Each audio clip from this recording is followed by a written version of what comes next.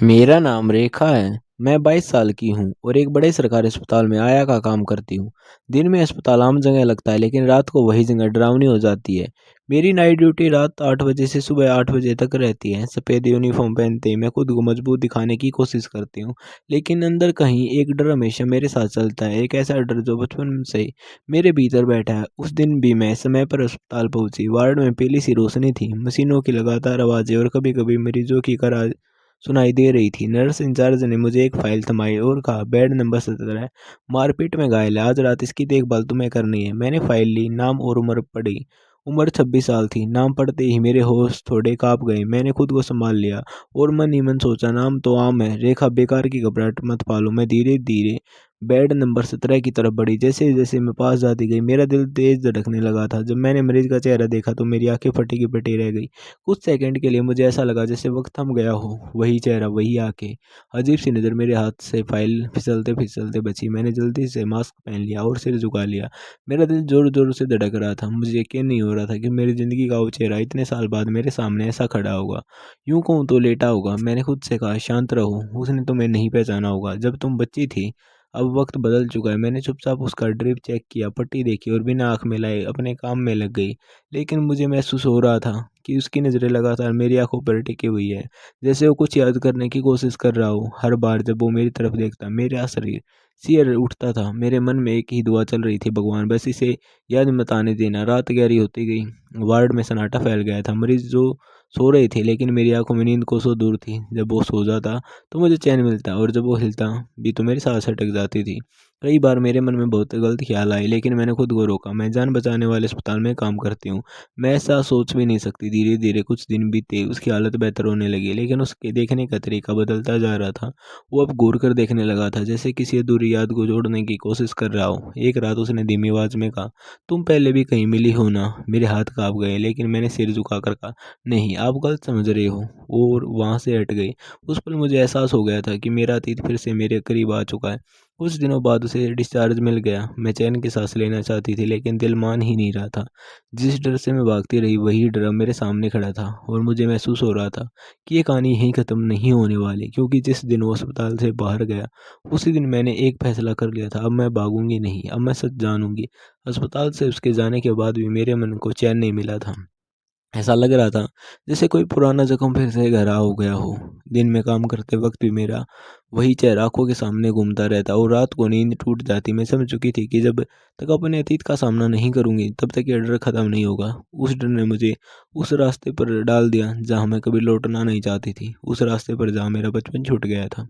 जब मैं छोटी थी तब मेरी दुनिया बहुत साधारण थी। माँ, पापा और मैं, एक छोटा सा घर। माँ मुझे बहुत प्यार करती थी, पापा भी बाहर से सख्त थे, लेकिन अंदर से बहुत नरम दिल थे। मुझे तब नहीं पता था कि खुशियाँ इतनी आसानी से छिन भी सकती हैं। हमारे पड़ोस में एक औरत रहने आई थी, नाम था उषा। वो अकेली रहती थी और अपने बेटे को साथ अक्सर हमारे घर आ जाया करती थी। शुरुआत में सब ठीक था, माँ को सहारा मिल गया था और मैं भी उसे आंटी कहकर बुलाने लगी थी। लेकिन धीरे धीरे घर का माहौल बदलने लगा। माँ की तबीयत खराब रहने लगी, उन्हें अक्सर तेज बुखार रहता और कमजोरी बढ़ती जा रही थी। डॉक्टर दवा बदलते रहे, लेकिन हालत नहीं सुधरी। घर में चुप्पी रहने लगी। पापा परेशान रहते और मैं डरने लगी थी। माँ अक्सर मुझे अपने पास बिठाकर कहती थी, रेखा, अगर मुझे कुछ हो जाए तो डरना मत, मैं हूं ना। मैं माँ की बातें समझ नहीं पाती थी। मुझे लगता था वो ऐसे ही बोल रही हैं। लेकिन एक दिन वो चली गई। उस दिन मैं बहुत रोई थी, पर मुझे उनके पास भी नहीं जाने दिया गया। सब कुछ अचानक हुआ और मैं कुछ समझ पाती उससे पहले मेरी दुनिया उजड़ चुकी थी। कुछ ही समय बाद पापा ने दूसरी शादी कर ली। वही औरत हमारे घर की मालकिन बन गई और उसका बेटा भी हमारे साथ रहने लगा। मैं छोटी थी, सवाल पूछने की हिम्मत नहीं थी, बस इतना समझ रही थी कि अब घर पहले जैसा नहीं रहा।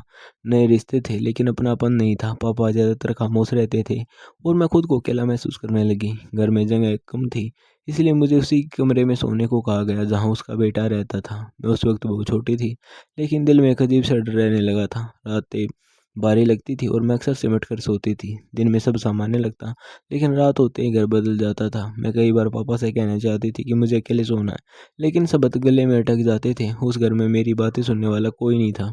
धीरे धीरे मैं चुप रहना सीख गई। स्कूल जाती थी, वापस आती थी और अपने काम में लगी रहती थी। बाहर से सब ठीक दिखता था, लेकिन अंदर से मैं हर दिन टूट रही थी। मैं नहीं जानती थी कि कुछ लोग खामोशी का फ़ायदा उठाते हैं और कुछ रोज अंधेरे में ही पलते हैं। उस वक्त मुझे बस यही लगता था कि मैं गलत हूँ, कि शायद मैं यही ज़्यादा सोच रही हूँ। लेकिन दिन हर रात कुछ और ही कहता था। वही दिल जो सालों बाद अस्पताल के उस बेड नंबर 17 के पास फिर से काँप उठा था। अब मुझे समझ आने लगा था कि जो चेहरा मैंने वहाँ देखा था वो सिर्फ एक मरीज नहीं था, वो मेरे अतीत का हिस्सा था। और उस अतीत की परछाइयाँ मेरी ज़िंदगी में वापस लौट चुकी थी। उस दिन के बाद मैंने तय कर लिया कि मैं अब डर कर पीछे नहीं हटूंगी। जो कुछ भी हुआ उसका सच जानना जरूरी था, क्योंकि जब तक सच सामने नहीं आता तब तक मैं आज़ाद नहीं हो सकती थी। और यही सोच मुझे अगले कदम की तरफ ले जा रही थी। उस घर में रहते हुए मैं हर दिन खुद को छोटा होता महसूस करती थी। माँ के जाने के बाद जैसे मेरे अंदर से बोलने की ताकत भी चली गई थी। पापा अपने ही दुख में डूबे रहते और नई माँ घर संभालने में लगी रहती। बाहर से सब सामान्य लगता था, लेकिन मेरे भीतर हर वक्त एक अनजाना डर बैठा रहता था। रात होते ही मैं सिमट जाती थी और आंखें बंद करके बस सुबह होने का इंतजार करती थी। कई बार मन करता था कि सब कुछ किसी को बता दूं, लेकिन हर बार डर जीत जाता था। डर इस बात का कि अगर किसी ने मेरी बात नहीं मानी, मैं और अकेली हो जाऊंगी। धीरे धीरे मेरी तबीयत कमज़ोर रहने लगी, पढ़ाई में मन नहीं लगता था और मैं पहले जैसी हंसती खेलती बच्ची नहीं रही। स्कूल से लौटते वक्त मैं रास्ता लंबा कर लेती थी ताकि घर देर से पहुंचूं, क्योंकि घर अब सुकून की जगह नहीं रहा था। एक दिन सुबह में उठी तो मुझे एहसास हुआ कि अगर मैं यहाँ रही तो शायद मैं खुद को ही खो दूंगी। उसी दिन मैंने तय कर लिया था कि मुझे यहाँ से निकलना होगा, चाहे कुछ भी हो जाए। उस रात जब सब सो रही थी, मैं चुपचाप उठी। दिल इतनी तेज धड़क रहा था कि डर था कहीं उसकी आवाज़ सुनने ले। मैंने अपने कपड़े एक छोटे से थैले में रखे और बिना पीछे देखे दरवाज़ा खोल दिया। ठंडी हवा मेरे चेहरे से टकराई। मुझे पहली बार लगा कि मैं जिंदा हूँ। मैं दौड़ती रही गलियों से सड़कों तक, रोते हुए कांपते हुए। मुझे बस नहीं इतना पता था मैं कहाँ जा रही हूँ, बस इतना जानती थी कि वापस नहीं जाना। कुछ घंटों बाद मुझे अपनी मौसी का ख्याल आया, जो पास के शहर में रहती थी। मैं जैसे तैसे उनके घर पहुंची। सुबह का वक्त था। मौसी ने मुझे देखा तो घबरा गई। उन्होंने मुझे गले लगा लिया और फूट फूट कर रो पड़ी। उस दिन पहली बार मैंने अपना बोझ किसी के सामने उतारा। मौसी ने मुझे कुछ नहीं कहा, बस मेरे सिर पर हाथ रखा और मुझे सुला दिया। कुछ दिन मैं वहीं रही, लेकिन मौसी खुद बहुत मुश्किल में थी। उनके पास ज़्यादा साधन नहीं थे और मैं उनकी परेशानी समझ रही थी। उन्होंने मुझे समझाया कि बेटी, मैं तुझे बहुत प्यार करती हूँ, लेकिन मैं तुझे ज़्यादा समय तक संभाल नहीं पाऊंगी। उनके शब्द मेरे लिए पत्थर जैसे थे, लेकिन मैं मजबूर थी। मैं फिर से उसी अंधेरे में नहीं लौटना चाहती थी। मैंने उनसे कहा कि मुझे कहीं काम पर लगा दो, मैं मेहनत कर लूँगी। मौसी ने बहुत कोशिश की और आखिरकार एक अच्छे परिवार में मुझे काम मिल गया। वो लोग डॉक्टर और नर्स थे। उन्होंने मेरी हालत समझी और मुझे रिश्तेदार बताकर अपने घर में रख लिया। उन्होंने मेरी पढ़ाई जारी रखवाई और मुझे इंसान की तरह जीने का मौका दिया। वहाँ मुझे पहली बार सुरक्षा महसूस हुई। मैंने मेहनत की पढ़ाई पूरी की और धीरे धीरे अपने पैरों पर खड़ी हो गई। वक्त गुजरता गया, मैं बड़ी हो गई, लेकिन बीता हुआ वक्त मेरे अंदर कहीं जिंदा रहा। मैं उसे भूलने की कोशिश करती रही, पर कुछ यादें कभी नहीं मरती। अस्पताल में आया कि नौकरी मुझे उस परिवार की वजह से मिली थी और वहीं से मेरी नई जिंदगी शुरू हुई थी। मुझे लगता था कि मैं सब कुछ पीछे छोड़ आई हूँ, लेकिन मैं गलत थी, क्योंकि कुछ जख्म वक्त के साथ गहरे हो जाते हैं और कुछ चेहरे चाहे कितने साल बीत जाएं सामने आ ही जाते हैं। बेड नंबर 17 पर लेटा वो आदमी इसी सच्चाई का सबूत था। अब मुझे एहसास हो चुका था कि मेरी कहानी का सबसे मुश्किल हिस्सा भी बाकी है। उस आदमी के अस्पताल से जाने के बाद भी मेरा मन बेचैन था। मुझे लग रहा था जैसे कोई अधूरी कहानी फिर से खुल गई हो। दिन में काम करते हुए भी मेरी नज़रें बार बार बाहर के गेट की तरफ चली जाती और रात को नींद आते ही टूट जाती। मैं समझ चुकी थी कि जब तक मैं खुद सच का सामना नहीं करूंगी तब तक ये बेचैनी खत्म नहीं होगी।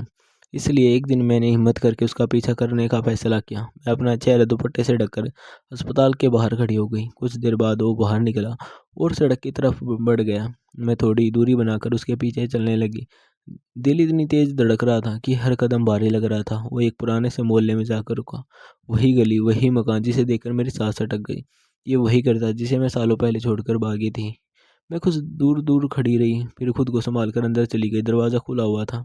अंदर से चाय की खुशबू आ रही थी, जैसे वक्त वहीं थम गया हो। मेरे पापा वहीं बैठे थे, पहले से ज़्यादा बूढ़े और थके हुए। उनके सामने वही औरत बैठी थी जिसे मैं बरसों तक गलत समझती रही।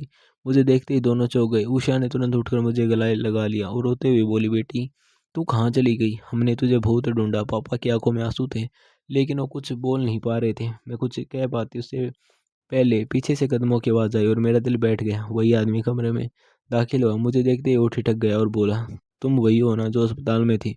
उस पल मुझे यकीन हो गया कि उसने मुझे पहचान लिया है। मेरे हाथ काँप रहे थे, लेकिन मैंने खुद को संभाला और धीरे से कहा, हाँ मेरा नाम रेखा है और मैं यहीं की रहने वाली थी। कमरे में सन्नाटा छा गया। उषा मम्मी कुछ समझ नहीं पा रही थी। पापा की नज़रें हम दोनों पर घूम रही थी। तभी मैंने हिम्मत करके कहा, पापा मैं इस घर में से क्यों भागी थी, इसका कारण वही है। पापा की आंखें भर आई और उन्होंने मुझसे कहा, जो भी हुआ मुझे आज बता दे। बेटा सच जानना ज़रूरी है। मेरे भीतर सालों से दबा डर बाहर आने लगा और मुझे लग रहा था कि अब पीछे हटने का कोई रास्ता नहीं बचा, क्योंकि जिस अतीत से मैं भागी थी वही अतीत अब मेरे सामने खड़ा था और इस बार मुझे सच बोलना ही था। मेरे पापा ने जब मुझसे सच बोलने को कहा तो मेरे पैरों तले ज़मीन खिसक गई। इतने सालों की चुप्पी एक साथ मेरे गले में अटक गई थी। कमरे में सबकी नज़रें मुझ पर थी, लेकिन सबसे ज़्यादा वो नज़रें मुझे डरा रही थी जो सामने खड़ा होकर मुझे घूर रही थी। मैंने गहरी सांस ली और कहा, पापा मैं इस घर से अपनी मर्जी से नहीं भागी, मैं मजबूर थी। यहाँ रहते हुए मैं हर रात डर के सोती थी और सुबह खुद को टूटा हुआ महसूस करती थी। मैंने बिना किसी का नाम लिए बस इतना कहा कि यहाँ रहते हुए मैं सुरक्षित महसूस नहीं करती थी। उषा मम्मी का चेहरा उतर गया। उन्होंने मेरी तरफ देखा और धीमी आवाज में पूछा, क्या किसी ने तुम्हें डराया था? मैंने सिर झुका लिया। कमरे में खामोशी छा गई। तभी वो आदमी आगे बढ़ा और गुस्से में बोला, ये सब झूठ है, ये बेवजह की बातें कर रही है। उस पल मेरे अंदर का कहीं से हिम्मत आ गई। मैंने उसकी आंखों में आंखें डालकर कहा, अगर ये झूठ है तो आप घबरा क्यों रहे हैं? मेरे पापा चौंक गए। उन्होंने पहली बार उसके चेहरे को ध्यान से देखा। उषा मम्मी के हाथ कांपने लगे और उन्होंने मुझसे पूछा, क्या तूने कभी कोई ऐसी बात की है जिसे हमें नहीं पता हो? वो चुप हो गया। उसकी खामोशी ही उसका जवाब बन गई। पापा की आवाज़ कांपने लगी। उन्होंने कहा, तुम्हारी माँ की तबीयत खराब कैसे हुई थी और उसकी मौत कैसे हुई थी? ये सवाल आज तक मेरे दिल में है। उस पल कमरे का माहौल बदल गया। वो आदमी बौखला गया और बोल पड़ा, वो बीमारी से मरी थी, लेकिन उसके शब्दों में वो भरोसा नहीं था। उषा मम्मी रोने लगी और बोली, अगर तूने कुछ भी गलत किया है तो आज सच बोल दे। उसी पल उसने गुस्से में कहा, हाँ मैंने सच छुपाया था, क्योंकि अगर मैं सच बोल देता तो ये घर कभी नहीं बन पाता। ये सुनकर मेरे पापा की आंखों में आंसू आ गए। उन्होंने कांपते आवाज में पूछा, मतलब क्या है? उसने कहा, माँ की हालत बिगड़ने के पीछे कुछ बातें थी जिन्हें आप जानना नहीं चाहते थे। कमरे में सन्नाटा छा गया था। मुझे लग रहा था कि हर शब्द किसी दीवार को गिरा रहा है।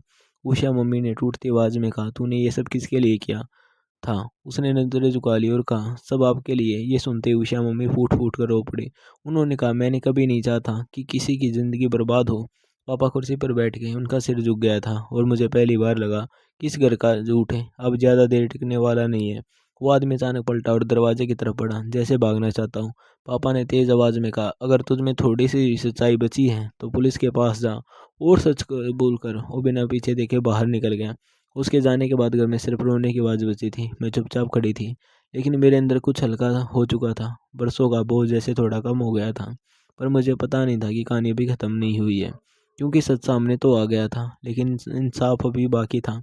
उसके घर से निकलते ही जैसे घर की दीवारें भी थक गई थी। पापा चुपचाप बैठे थे। उनकी आंखों में पछतावा साफ दिखाई दे रहा था। उषा मम्मी लगातार रो रही थी और बार बार खुद को दोष दे रही थी। मैं उनके पास बैठी थी, लेकिन पहली बार मेरे मन में न गुस्सा था न नफरत, बस एक अजीब सी शांति थी, जैसे बरसों बाद सांस लेने की जगह मिली हो। पापा ने कांपती आवाज में कहा, रेखा मुझसे बहुत बड़ी गलती हो गई।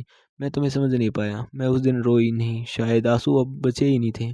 उषा मम्मी ने मेरा हाथ पकड़ कर कहा, बेटा अगर मुझे जरा सा भी अंदाजा होता तो मैं कभी होने नहीं देती। मैं जानती हूँ देर हो चुकी है, लेकिन मुझे माफ़ कर दें। उनके शब्दों में सच्चा दर्द था और पहली बार मुझे लगा कि मैंने उन्हें गलत समझा था। कुछ दिनों बाद पुलिस में शिकायत दर्ज कराई। वो आदमी शहर छोड़ चुका था, लेकिन अब वो भाग नहीं सकता था। पापा ने पूरा साथ दिया और उषा मम्मी ने भी हर कदम पर मेरा हाथ थामा। मुझे डर लग रहा था, लेकिन अब मैं अकेली नहीं थी। जांच शुरू हुई और सच धीरे सबके सामने आने लगा। माँ की मौत से जुड़े पुराने सवालों के जवाब भी मिलने लगे। पापा टूट चुके थे, लेकिन उन्होंने खुद को संभाला और मुझसे कहा, अब तुम जहाँ चाहो रह सकती हो, मैं तुम्हें कभी मजबूर नहीं करूँगा।